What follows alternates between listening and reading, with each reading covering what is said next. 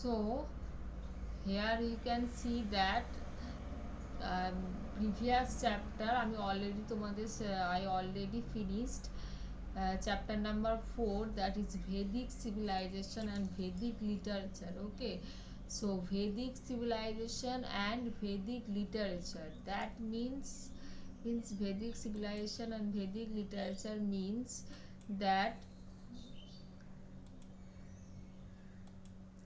Vedic civilization and Vedic literature means that there are two types of Vedic civilization. Okay, that is early Vedic civilization, one is, and another is later Vedic civilization. So two types of Vedic civilization you can find.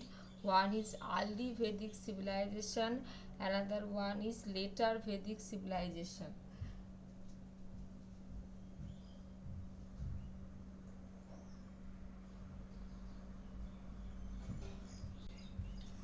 So two types of Vedic civilization you can find. One is early Vedic civilization, another is later Vedic civilization. Okay. So first of all, you have to know what is Vedic literature. So Ved means knowledge. এখানে লেখা আছে দেখো. First of all, you have to know what is Vedic literature. So Ved means knowledge. The entire Vedic literature are divided into four parts, that is Samhita, Brahmana, Ajurveda and Upanishad. Okay, so first of all, here you have to know what is Vedic literature. Vedic literature means knowledge. Okay, Vedic literature মানে হচ্ছে knowledge. Okay, then Vedic civilization literature divided into four parts. Vedic literature মানে knowledge. Vedic literature আমরা চারটে পার্টে ভাগ করি: samhita, brahmana, aryanaka and upanishad. ঠিক আছে, so four parts were there of Vedic literature. Then samhita also has four parts. One is Rig Veda, Samveda, Yajur Veda and Atharva Veda.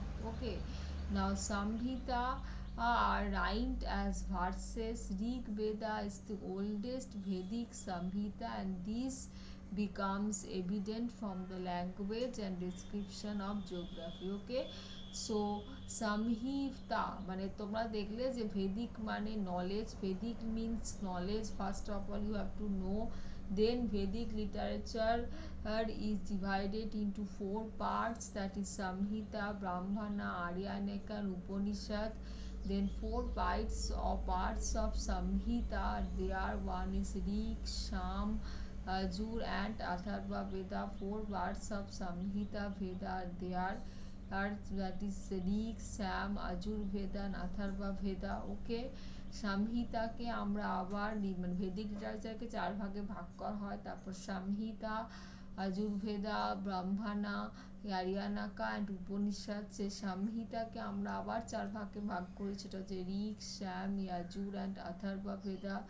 এই samhita ভেদাকে আবার মানে samhita ভেদা হচ্ছে ঋক ভেদার সবথেকে oldest Vedic literature. samhita ভেদা, ঋক ভেদা হচ্ছে সবথেকে ঋগ্বেদার মধ্যে পড়ে, সবথেকে oldest Vedic literature and is become সবথেকে ওল্ডেস্ট ভেদিক লিটারেচার samhita.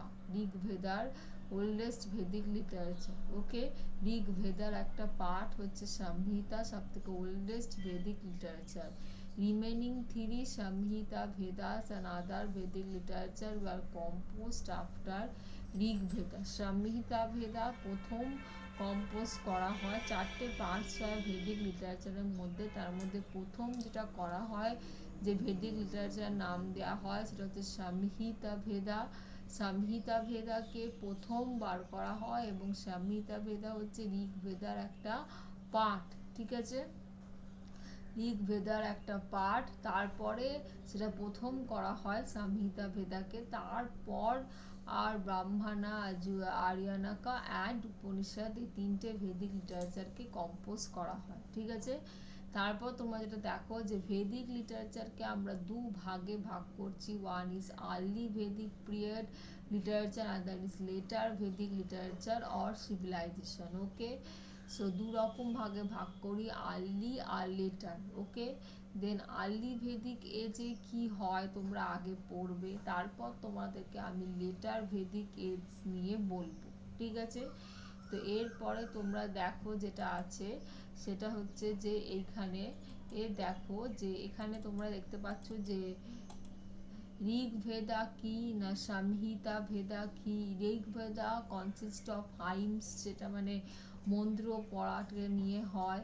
তারপরে হচ্ছে সামভেদা বা সংহিতা ভেদা, যেটা গান থেকে সংস থেকে আসে। তারপর দেখো ইয়াজুর্ভেদা। ইয়াজুর্ভেদা হচ্ছে যেটা মেনলি চেঞ্জ, মানে মন্ত্র পড়ে যেটা চেঞ্জটা হয় সেখান থেকে ইয়াজুর্ভেদা আসে, মানে মন্ত্র পড়ে যখন আমরা কিছু করি তখন সেটা ইয়াজুর্ভেদা। অথর্বা ভেদা মানে কম্পাইলেশন অফ হাইমস, মানে অনেক রকম মন্ত্র পড়ি যখন, হাইমস পড়ি যখন সেটা একসাথে হয় তখন সেটা আজুর্ভেদা। তারপর অথর্বা ভেদা। তারপর হচ্ছে দেখো ব্রাহ্মণা। ব্রাহ্মণা কি না একটা প্রোজ বা এ থেকে হয়, ঠিক আছে? তো দোজ হু কম্পোজ হয়ে গেল, তাহলে ব্রাহ্মণা কি, আজুর্ভেদা কি, অথর্বা ভেদা কি, সামভেদা ভেদা কি, ঋগ্ভেদা কি, এখান থেকে পড়বে। তারপরে তারপরে দেখো এখানে দেয়া আছে যে উপনিষদ কি। উপনিষদ একটা পাঠ, ঋগ্বেদা, সামভেদা, যজুর্ভেদা, অথর্বা ভেদা এরা তো একটা পাঠ তোমরা পড়লে, ব্রাহ্মণা একটা পাঠ। তারপর উপনিষদ কি না, যার মধ্যে এক্সপ্লেনেশন থাকে অফ ডিফারেন্ট থটস অ্যান্ড ভেদা, সেটা হচ্ছে উপনিষদ, মানে কত রকমের ভেদা আছে এবং তার থটস এর ব্যাপারে যেখানে এক্সপ্লেনেশন দেওয়া থাকে সেটা হচ্ছে উপনিষদ। তারপর হচ্ছে ভেদাঙ্গাস। ভেদাঙ্গাস মানে যেখানে প্রোনাউন্সিয়েশন বা যেখানে অ্যাকচুয়াল মিনিং গুলো দেয়া থাকে সেটা হচ্ছে ভেদাঙ্গাস, ঠিক আছে?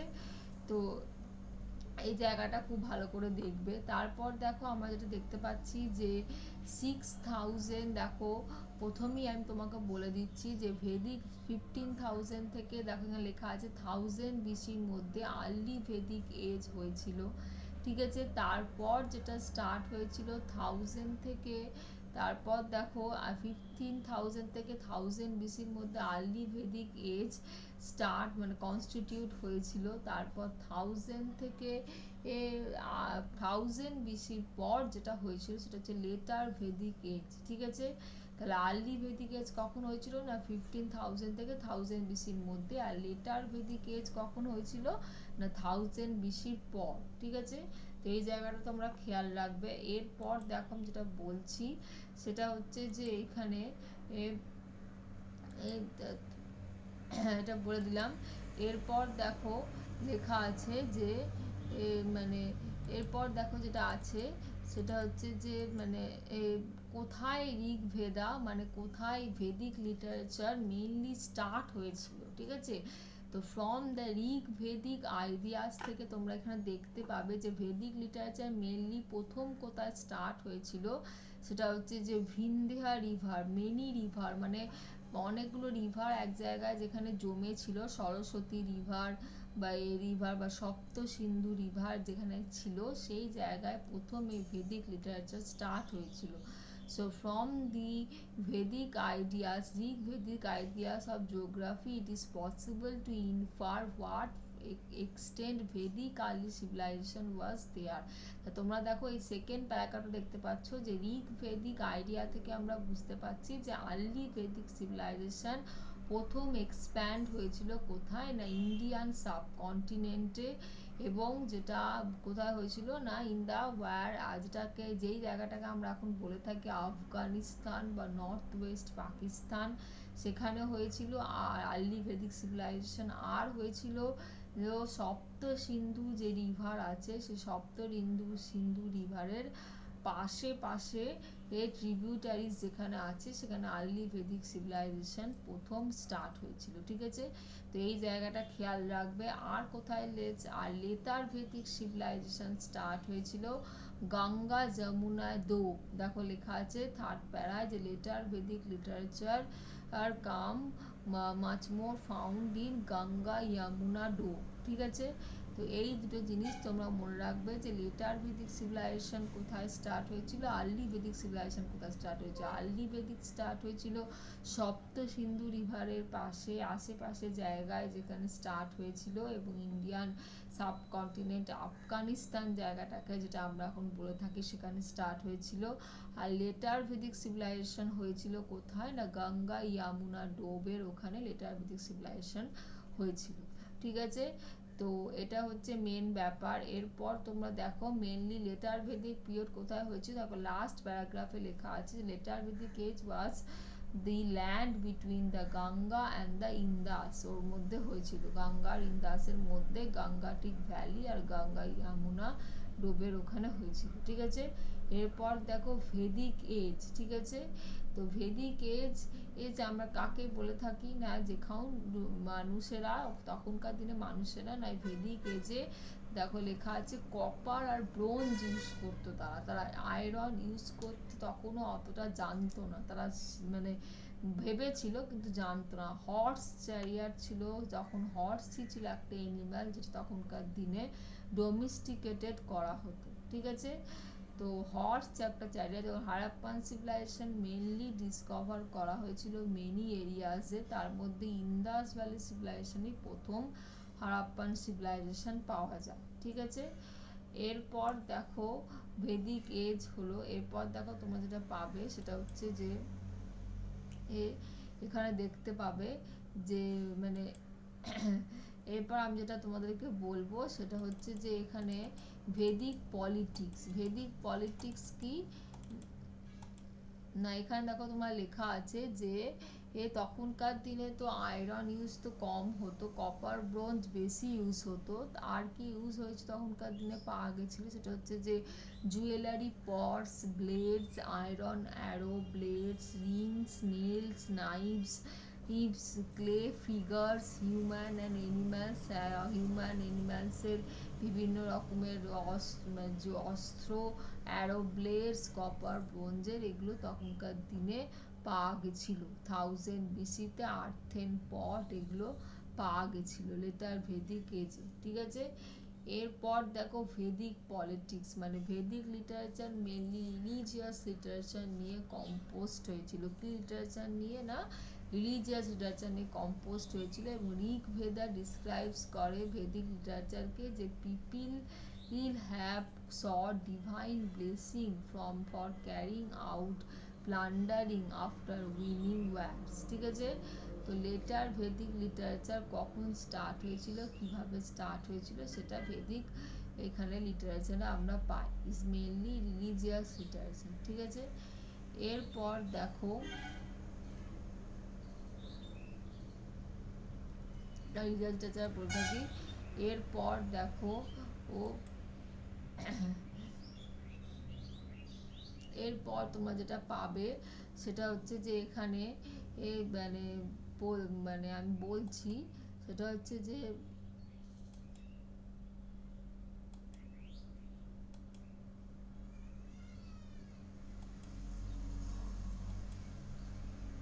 তাহলে আর্লি ভেদিক সিভিলাইজেশন কোথায় স্টার্ট হয়েছিল, দেখো এখানে লেখা আছে এই যে আর্লি ভেদিক সিভিলাইজেশন হয়েছিল যখন প্রথম 2500 বিসি থেকে 1500 বিসি থেকে যে আর্লি ভেদিক সিভিলাইজেশন যা স্টার্ট হয়েছিল হারাপ্পান সিভিলাইজেশন। আরিয়ানসরা কাকদেরকে বলে তোমাদেরকে আমি বলে দিলাম, তাও আমি আরেকবার তোমাদের একটা হিন্টস দিয়ে আরেকটা জায়গা থেকে আমি বোঝাচ্ছি যে আর্লি ভেদিক সিভিলাইজেশন কি না, যখন সেন্ট্রাল এশিয়াতে তারা প্রথম আরিয়ানসরা যখন এসেছিল, those who migrated to India came to be known as Indo-Aryans। তো আরিয়ানসরা যখন প্রথম এসেছিল তখন আর্লি ভেদিক সিভিলাইজেশন স্টার্ট হয়েছিল। ঠিক আছে, আর আরিয়ানসরা ইন্ডিয়াতে ঢুকেছিল and took several centuries to bring India under their control. তারপরে আরিয়ানসরা ইন্ডিয়াতে ঢুকে যাওয়ার পর তারা অনেকটা টাইম নিয়েছিল,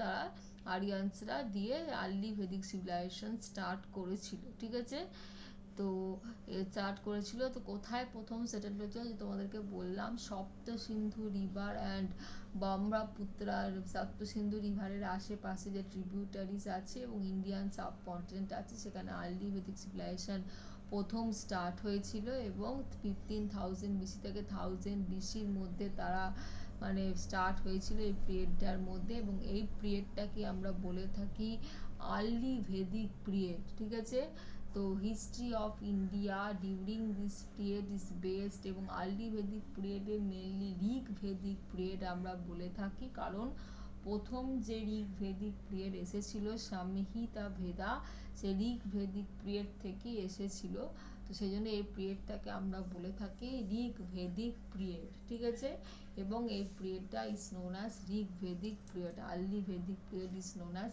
Rig Vedic period. Then in this period you also find Aryans are settled in also Gangetic valley. Gangetic ভ্যালির ওখানেও আরিয়ানসরা সেটেলড হয়েছিল, সপ্ত সিন্ধু রিভার ওখানে তো হয়েছিল, তারপরে গ্যাঙ্গেটিক ভ্যালির ওখানেও তারা সেটেলড হয়েছিল। তো এন্টায়ার রিজনটা কন্ট্রোলে এসেছিল আর্যাভট্টা, মানে আরিয়ানসদেরকে আমরা আরেকটা নামে ডাকি, তাদেরকে বলে থাকি আর্যাভট্টা, যেটা তোমরা আগেই পড়েছো। মেনলি ইন্দো আরিয়ানসকে আমরা আরেকটা নামে বলি আর্যাভট্টা। ঠিক আছে, সেটাও তোমাদের এখানে জানতে হবে। ঠিক আছে, এরপর তোমরা দেখো আমি তোমাদের একটা রেফারেন্স একটা বুকে জাস্ট পড়িয়ে দিচ্ছি আর তোমাদের বুঝতে সুবিধা হয়। সেটা হচ্ছে যে এরপর তোমরা এখানে দেখতে পাবে, সেটা হচ্ছে যে এই আর্লি ভেদিক সিভিলাইজেশনে মেনলি মানে পুরোহিতরাই ছিল। ঠিক আছে, তো আর্লি ভেদিক সিভিলাইজেশনের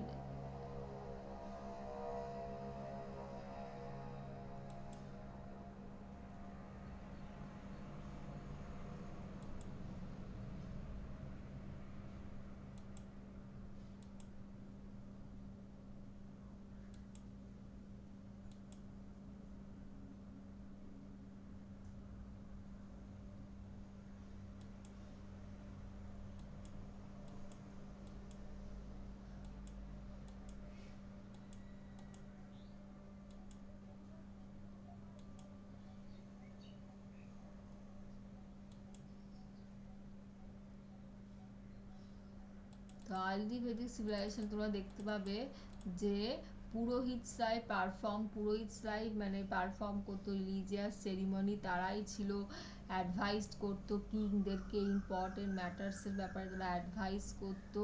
দ্য সেনানি ছিল commander of chief of the Aryans and তারাই ফোর্সটাকে কন্ট্রোল করতো। পুরোহিতাই আর্লি ভেদিক পিরিয়ডে রিলিজিয়াস সেরিমনি করতো। ঠিক আছে, এবং রাজা ছিল কমান্ডার ইন চিফ এবং সে সব কিছু কন্ট্রোল করতো। তারপর দেখো রাজান, তারপর যেটা আমরা পাই রাজান ডিড নট হ্যাভ অ্যাবসলিউট, রাজার ওপর পাওয়ার ছিল, তার নিচে যে একটা রাজা জানাজের রাজার উপর পাওয়ার ছিল। তারপর আমরা দেখে থাকি যে জানাজ এবং রাজানের হাতে অত পাওয়ার ছিল না, প্রথম কিং তার হাতে সব পাওয়ার ছিল। তারপর যাচ্ছি আমরা জানাজ, দেখো এখানে ভাগ করা আছে। প্রথম যে আর্লি ভেদিক পিরিয়ডটাকে যে রিলিজিয়াসলি কিভাবে জায়গাটাকে আর্লি ভেদিক সিভিলাইজেশনকে ভাগ করা হয়েছে সেটা এই জায়গাটায় ভালো করে দেখো, বুঝতে পারবে। ফার্স্ট হচ্ছে জানাজ, তারপর হচ্ছে রাজানের হাতে পুরোপুরি কন্ট্রোল ছিল না। তারপরে রাজানকে দুভাগে ভাগ করা হয়, একটা হচ্ছে সাভা আর সামিতি, যে সাভা এবং সামিতিকে কিং কন্ট্রোল করে থাকে। ঠিক আছে, তো তারপর হচ্ছে যে কিং কন্ট্রোল করে থাকে। তারপর দেখো এখানে রাজান থেকে গ্রামা মানে গ্রামিনী, তিন ভাগে গ্রামিনীকে ভাগ করা হয়। তারপরে গৃহপতি, ফ্যামিলি, তারপরে এইভাবে ভাগ ভাগ ভাগ করে করে করা হয়। ঠিক আছে, ফ্যামিলি সিস্টেমটাকে বাড়ানো হয়। ঠিক আছে, তো সাভা এবং সমিতি ছিল রাজানের কি একটা ভাগ, যেটা কিং কন্ট্রোল করতো। সমিতি ছিল একটা লার্জ অ্যাসেম্বলি, যেখানে where any member of the tribe could give his or her opinion দিত তারা। সাভা ছিল স্মলার অ্যাসেম্বলি অফ ইম্পর্টেন্ট মেম্বার্সের মধ্যে সাভা ছিল সব থেকে স্মলার অ্যাসেম্বলি, সমিতি ছিল লার্জার অ্যাসেম্বলি। ঠিক আছে, সাভা আর সমিতি তারা অ্যাডভাইস করতো, তারা কিংকে গাইড করতো। ওম্যান অলসো টুক পার্ট, এবং ওম্যান এই সাভা অ্যান্ড সমিতি যে অ্যাসেম্বলি হয় সেখানে ওম্যানরাও পার্ট নিত। ঠিক আছে, তো পলিটিক্যালি মানে স্ট্রাকচার যেটা আমরা বলছি আর্লি ভেদিক সিভিলাইজেশনে, সেটা হচ্ছে যে রিলিজিয়াস লিটারেচারের উপর বেস করে হয়েছিল, রিলিজিয়াস সেরিমনিজ উপর বেস করে হয়েছিল, এবং যেখানে পুরোহিত ছিল মেন, কিং পুরোহিতের কথায় চলতো, কিং কাউর কথায় চলতো না। যদিও রাজান জানাজে ভাগ করা হয়েছিল, কিন্তু রাজানের হাতেও অ্যাবসলিউট পাওয়ার ছিল না। কিং রাজানকে দুভাগে ভাগ করে দেয়, সাভা আর সামিতি, ঠিক আছে। তো সাভা এবং সামিতিকে কিংই কন্ট্রোল করে, এবং সাভা হচ্ছে লার্জার অ্যাসেম্বলি ভিলেজে, আর সামিতি হচ্ছে ছোট অ্যাসেম্বলি। তো এইভাবে অ্যাসেম্বলি বা মিটিং হয়, একটা সিস্টেম চালু হয় যেখানে এই গ্রামা, গৃহপতি, গ্রামিণী বলে ভাগ করা হয়, ফ্যামিলিটাকে ভাগ করা হয়, ঠিক আছে।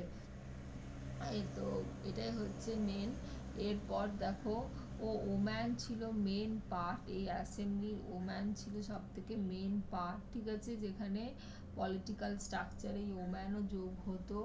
ইচ জানা governed by rajan jana comprise numerous gramas and each grama governed by gramani comprised composed of numerous families। তো জানা ছিল, রাজন ছিল, যেখানে নিউমারাস গ্রামাস একসাথে তারা হতো, এবং তারা প্রতিটা গ্রামা গ্রামিনী সবাই মিলে একসাথে একটা ফ্যামিলি তারা ক্রিয়েট করতো, গঠন করতো, ঠিক আছে।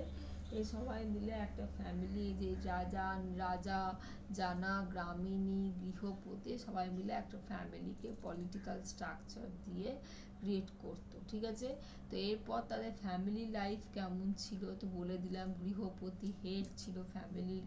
তারপরে ওম্যানদের পজিশন কি না, মোনোগ্যামি ছিল, তাদের মধ্যে মোনোগ্যামি ফলো হতো, ঠিক আছে। তারপর হচ্ছে যে এখানে ফুড, খাবার তারা কি ধরনের খেত, হুইট, বার্লি, মাজা ফুডস খেত এরা।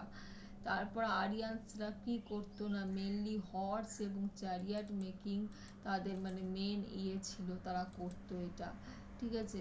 তো এটা হচ্ছে মেন। এরপর দেখো তাদের ড্রেস কেমন ছিল, ড্রেসটা ছিল তাদের গার্মেন্ট, আপার গার্মেন্ট পরতো তারা, লোয়ার গার্মেন্ট পরতো। তারপরে রিলিজিয়ান কি ছিল, রিলিজিয়ান দেখো, Aryan's believed in one supreme পাওয়ার। তোমাদেরকে বলেছিলাম যে আরিয়ানসরা, তোমরা আগেই পড়েছো যে একটা সুপ্রিম পাওয়ারকে তারা বিশ্বাস করতো, এবং সেটার মধ্যে যেই পাওয়ারকে তারা 4 ভাগে, গডকে তারা ভাগ করেছিল। একটা হচ্ছে ইন্দ্র, সূর্যা, বর্ণা, বায়ু, সোমা, পৃথিবী, উষা অ্যান্ড ইয়ামা।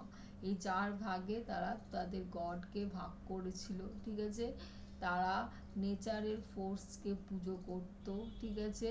তারা প্রেয়ার্স রিসাইট করতো গডকে ফর গুডস হেলথ, নিজেদের ভালো থাকার জন্য, and the birth of sons for cattle, ঠিক আছে। ক্যাটেল যাতে ক্যাটেলের যাতে বাচ্চা হয় তার জন্য, আর নিজেরা ভালো থাকার জন্য, ঠিক আছে। এরপর তারা ওরশিপ করতো হাইমস, তারা মেনলি হাইমস মানে মন্ত্র পড়তো, এবং তারা সেখানে মন্ত্র পড়ে সেখানে ঘি পি দিত, ঠিক আছে। এবং তার মধ্যে ব্রাহ্মণরাও থাকতো, ঠিক আছে। তো এটা হচ্ছে তাদের রিলিজিয়ানের ব্যাপার, যে কত ভাগে রিলিজিয়ানকে ভাগ করা হয় সেটাকে তোমরা খেয়াল রাখবে। এরপর দেখো ক্লাস সিস্টেম তাদের কি ছিল, 4 রকম বর্ণ ছিল, ব্রাহ্মণা, ক্ষত্রা, বৈশ্যা, শূদ্র। তো আরিয়ানসদের মধ্যে আমরা ক্লাস সিস্টেম মানে কাজের দিক থেকে আমরা দেখতে পাই যে 4 ভাগে ভাগ করা হয়, ব্রাহ্মণা, ক্ষত্রা, বৈশ্যা, শূদ্র, এই 4 ভাগে ভাগ করা হয়, ঠিক আছে, ক্লাস সিস্টেমকে, ঠিক আছে। তো এই জিনিসটাকে দেখবে। ব্রাহ্মণরা মেনলি এডুকেটেড প্রিস্ট স্কলার্সরা, শুধু এডুকেশন নিয়ে থাকতো। ক্ষত্ররা যারা ওয়ারিয়ার্স ছিল, যারা মানে যুদ্ধ করতো। ভাইশ্য যারা ফার্মার্স এবং ট্রেডার্স ছিল। আর শূদ্রা যারা একদম লোয়ার ক্লাস লেবার ছিল। তাদের এইভাবে 4 ভাগে তখনকার আরিয়ানসদেরকে আর্লি ভেদিক এজে ভাগ করা হয়, ঠিক আছে। তাদের অকুপেশন মেনলি ফ্লেক্সিবল ছিল, তারা কি অকুপেশন করতো না করতো দেখো তোমরা এখানে পড়েছো, ঠিক আছে। এবং এই যে এগুলো তোমরা খেয়াল রাখবে, এগুলো তোমাদের একটা হিন্টস চ্যাপ্টার থেকে পড়াচ্ছি, ঠিক আছে। তো এইগুলি হচ্ছে এখানে, আর সেরকম কিছু নাই, হ্যাঁ।